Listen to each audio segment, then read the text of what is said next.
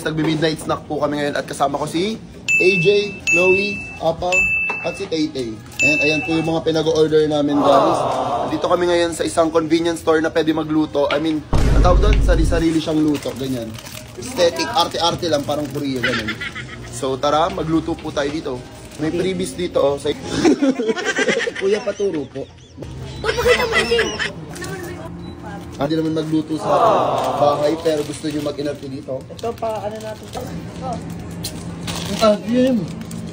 Parang ano, yung dot. Sakat ng pangakdot. Parang po ito.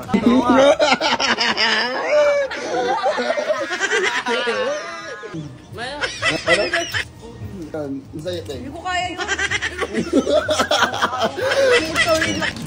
Sobrang arte na. Paka-arte.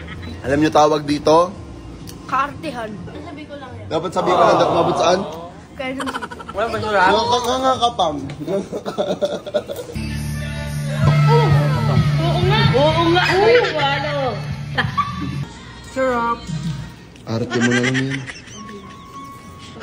Wala na kailang mo yung para bangkay.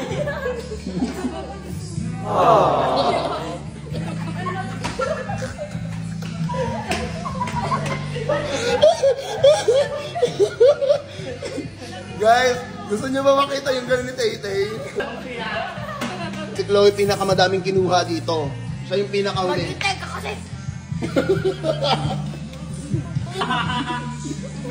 Parang tanga.